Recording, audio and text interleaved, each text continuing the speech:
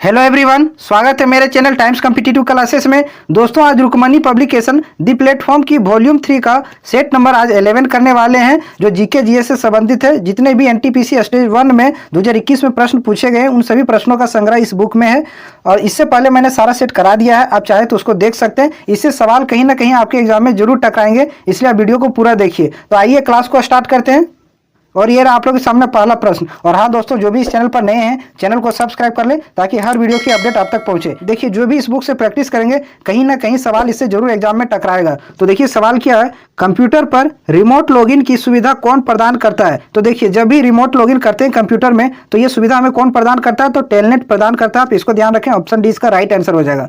देखिए, कभी HTTP का फुल फॉर्म पूछ लेता है तो आप इसको ध्यान में रखें। इसका क्या होता है, hyper text transfer protocol. Hyper text transfer protocol होता है, आप इसको भी ध्यान में रखें। और FTP का बोल ले तो फाइल ट्रांसफर प्रोटोकॉल होता है, आप इसको भी ध्यान में रखें। अगला प्रश्न देखिए क्या है। अगला प्रश्न है, धनावेशित आयन को कहा जाता है। तो देखिए, जब भी कोई परमाणु इलेक्ट्रॉन त्यागता है तो उस पर धनायन चार्ज होता है, तो उसको हम क्या कहते हैं, धनायन कहते हैं। ऑप्शन सी इसका राइट आंसर हो जाएगा। अगला प्रश्न देखिए क्या है, श्वसन तंत्र से संबंधित विभिन्न रोग किस प्रकार के प्रदूषण के कारण होते हैं। तो जितने भी श्वसन तंत्र से संबंधित रोग होते हैं वे सभी वायु प्रदूषण के कारण होते हैं। ऑप्शन इसका राइट आंसर हो जाएगा। जैसे हो गया अस्थमा, हो गया लंग्स कैंसर, हो गया दिल का दौरा, हो गया, ये सब वायु प्रदूषण के कारण होते हैं, आप इसको ध्यान में रखें। अगला प्रश्न देखिए क्या है, क्वेश्चन नंबर 4। क्वेश्चन नंबर 4 क्या है, खाद्य श्रृंखला तीसरे पोषीय स्तर में निम्नलिखित में से किसे शामिल किया गया है। तो खाद्य श्रृंखला जो है फूड चेन, उसमें तीसरे पोषीय स्तर के रूप में किसे शामिल किया गया है। तो याद रखिएगा, दिए उपभोक्ता को शामिल किया गया है। राइट आंसर इसका ऑप्शन सी हो जाएगा।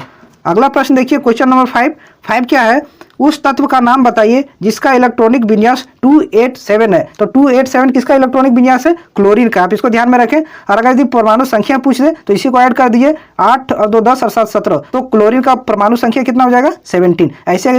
ऐसे भी अगर पूछ ले तब भी आप ध्यान में रखिएगा। अगला प्रश्न देखिए क्या पूछा है, question number 6। Peripheral input output में कितने आउटपुट पोर्ट होते हैं। तो इसको आप ध्यान में रखिएगा, 256 इसमें आउटपुट होते हैं पेरिफेरल में। अगला प्रश्न देखिए क्या पूछा है, पर्यावरण और वन के संदर्भ में WCCB का पूर्ण रूप क्या है। तो आप इसको ध्यान में रखिएगा, वर्ल्ड क्राइम कंट्रोल ब्यूरो। इसका राइट आंसर ऑप्शन बी हो जाएगा। W से हो गया वर्ल्ड, C से क्राइम, C से हो गया कंट्रोल, B से हो गया ब्यूरो, आप इसको भी ध्यान में रखें। अगला प्रश्न देखिए क्या पूछा है, क्वेश्चन नंबर 8 क्या पूछा है, निम्नलिखित में से कौन सा कार्बन का एक अपरूप है। तो कार्बन का इसमें कौन सा एक अपरूप है, हीरा। हीरा क्या है, कार्बन का अपरूप है। ऑप्शन डी इसका राइट आंसर हो जाएगा, आप इसको ध्यान में रखें। अगले प्रश्न पर आते हैं, क्वेश्चन नंबर 9 क्या है। यहाँ से आप जीके का क्वेश्चन स्टार्ट होता है। 1922 में गांधी जी द्वारा असहयोग आंदोलन स्थगित करने का मुख्य कारण क्या था। तो देखिए, सबसे पहले जानिए कि असहयोग आंदोलन शुरू कब हुआ था। तो 1920 में असहयोग आंदोलन शुरू हुआ था और 1922 में इसको समाप्त कर दिया गया चोरा चोरी घटना के बाद।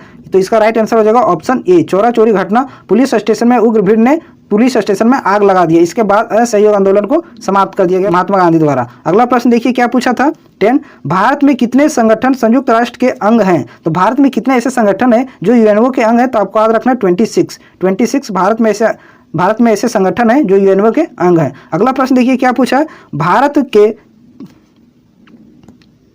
भारत के त्रिचरण नाभिकीय शक्ति कार्यक्रम की स्थापना किसने की थी। तो देखिए, अगर नाभिकीय शक्ति की बात करें तो इसमें आ जाएगा आपका डॉक्टर होमी जहांगीर भाभा, नाभिकीय कार्यक्रम के जनक। और अगर ये अंतरिक्ष कार्यक्रम का जनक बोलता तो विक्रम साराभाई इसका सही जवाब होता, लेकिन यहाँ परमाणु रिएक्टर के बारे में पूछा है तो होमी जहांगीर भाभा इसका राइट आंसर हो जाएगा, ऑप्शन ए। अगला प्रश्न देखिए, क्वेश्चन नंबर 12। महात्मा गांधी ने लॉर्ड इरविन को लिखे अपने पत्र में कितनी मांगे की थी, जिसमें से कुछ गांधी इरविन समझौता के रूप में स्वीकार कर लिया गया। तो कितने मांगे थे महात्मा गांधी द्वारा, कितनी मांगे रखी गई थी। तो 11 मांगे रखी गई थी इरविन के सामने महात्मा गांधी द्वारा, जो उनमें से कुछ शर्तों को मान लिया गया। और गांधी इरविन समझौता कब हुआ, 1931 में हुआ, आप इसको भी ध्यान में रखें। अगले प्रश्न पर आते हैं। अगला प्रश्न देखिए, world book and copyright day कब मनाया जाता है। तो world book and copyright day कब मनाते हैं, 23 अप्रैल को मनाते हैं, आप इसको ध्यान में रखें। ऑप्शन सी इसका राइट आंसर हो जाएगा। अगले प्रश्न में आते हैं, क्वेश्चन नंबर 14 क्या है, 19 से 22 में असहयोग आंदोलन को नेतृत्व किसने किया था। तो देखिए, यहीं से आपको 2 सवाल मिल गए असहयोग आंदोलन से। तो सबसे पहले मैंने बता दिया कि असहयोग आंदोलन कब शुरू हुआ था, 1920 में, और समापन कब हुआ, 1922 में, और चोरा चोरी घटना के बाद इसको समाप्त कर दिया गया। लेकिन इस आंदोलन का नेतृत्व किसके द्वारा किया गया था। तो आप याद रखिएगा, महात्मा गांधी इस आंदोलन के नेतृत्व करता थे। अगला प्रश्न देखिए क्या पूछा था।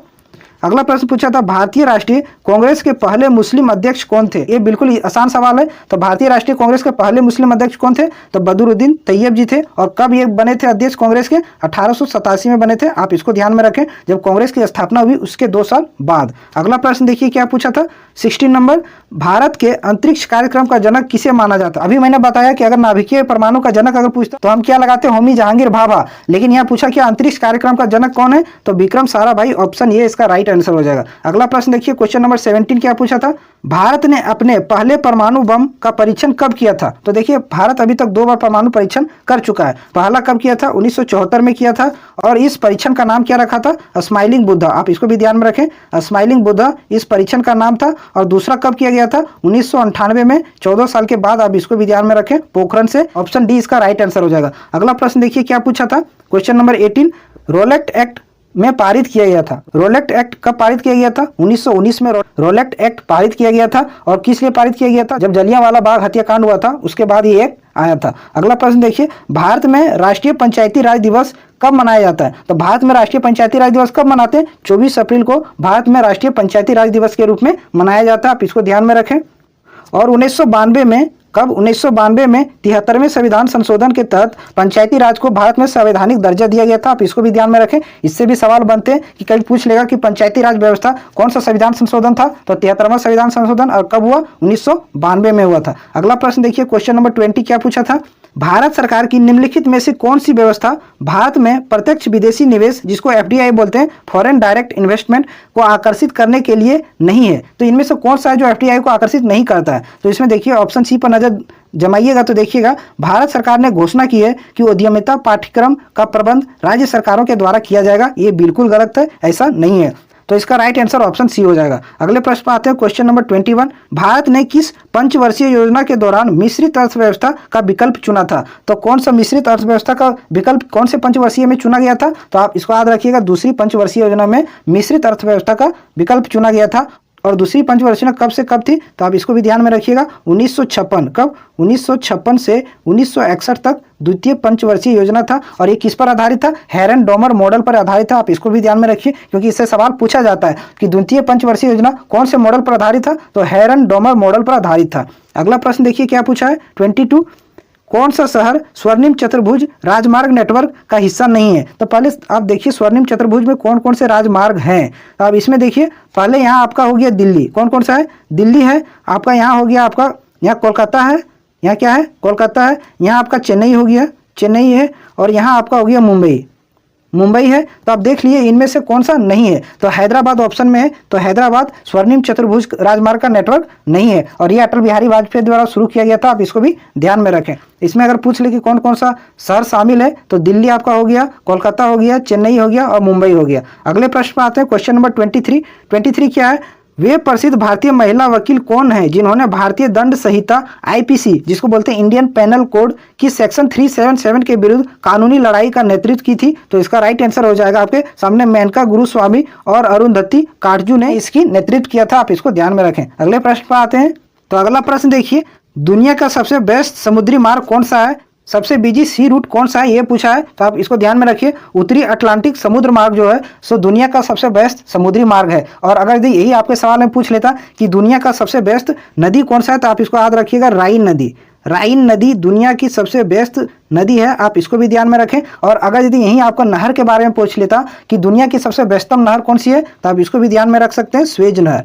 स्वेज नहर दुनिया की सबसे बेस्ट नहर है। आप इसको भी ध्यान में रखें। अगला प्रश्न देखिए क्या पूछा था, 2011 की जनसंख्या के अनुसार भारत का सबसे अधिक आबादी वाला राज्य कौन सा है। तो बिल्कुल इजी सवाल है। तो सबसे आबादी वाला राज्य कौन सा है, 2011 की जनगणना के अनुसार उत्तर प्रदेश सबसे अधिक आबादी वाला राज्य है। और दूसरा सबसे आबादी वाला राज्य महाराष्ट्र में है। और 2011 की जनगणना के अनुसार लिंगानुपात भारत का क्या था, तो आप इसको भी ध्यान में रखिएगा, 943 प्रति 1000 पुरुष पर 943 महिला थी। ये इसका रेशियो था 2011 की जनगणना के अनुसार। अगला प्रश्न देखिए क्या है, निम्नलिखित में से कौन सा कंप्यूटर का एक घटक नहीं है। तो देखिए ALU है। ALU मींस क्या होता है, अर्थमेटिक लॉजिक यूनिट। आप इसको भी जान लीजिए, ALU का पूर्ण रूप क्या होता है, अर्थमेटिक लॉजिक यूनिट। आप इसको भी ध्यान में रख सकते हैं। और CPU को क्या कहते हैं, CPU को सेंट्रल प्रोसेसिंग यूनिट भी कहते हैं। और एक तो मेमोरी, ये भी कंप्यूटर का घटक है। तो इनमें से कौन सा कंप्यूटर का घटक नहीं है, तो कागज कंप्यूटर का घटक नहीं है। अगले प्रश्न पर आते हैं।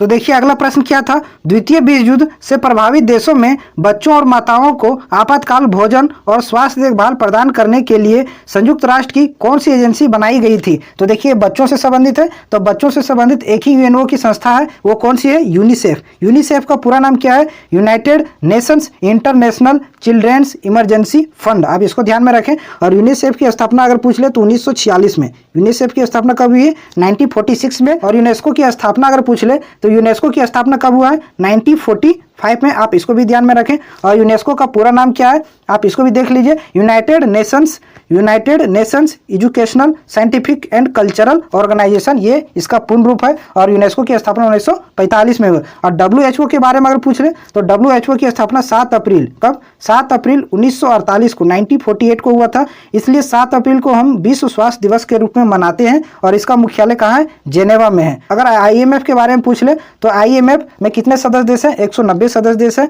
और IMF का पूर्ण रूप क्या है, इंटरनेशनल मॉनेटरी फंड। अगला प्रश्न देखिए, क्वेश्चन नंबर 28 क्या है, खिलाफत आंदोलन का नेतृत्व किसने किया था। तो खिलाफत आंदोलन का नेतृत्व किसके द्वारा किया गया था, शौकत अली और मोहम्मद अली द्वारा किया गया था। देखिए इस सवाल में बहुत कंफ्यूजन होता है, तो आप इसको ध्यान से देखिएगा कौन कौन थे, शौकत अली और मोहम्मद अली, ये दोनों खिलाफत आंदोलन के नेतृत्व करता थे। और खिलाफत आंदोलन कब से कब चलाया गया था, 1919 से, आप इसको ध्यान में रखिएगा, 1922 तक चलाया गया था खिलाफत आंदोलन। आप इसको भी ध्यान में रख सकते हैं। तो ये सारे प्रश्न थे जो मैंने बता दिया। इस सेट में 28 ही प्रश्न था, तो सारा मैंने बता दिया। और कोशिश किया कि अच्छे से मैं एक्सप्लेन करके बताऊं, जो आने वाले एग्जाम में कहीं ना कहीं ये सवाल आपके सामने टकराए। तो जो भी इस चैनल पर नए हैं, चैनल को सब्सक्राइब कर लीजिएगा। बहुत जल्द अगला सेट मैं अपलोड कर दूंगा। Thank you.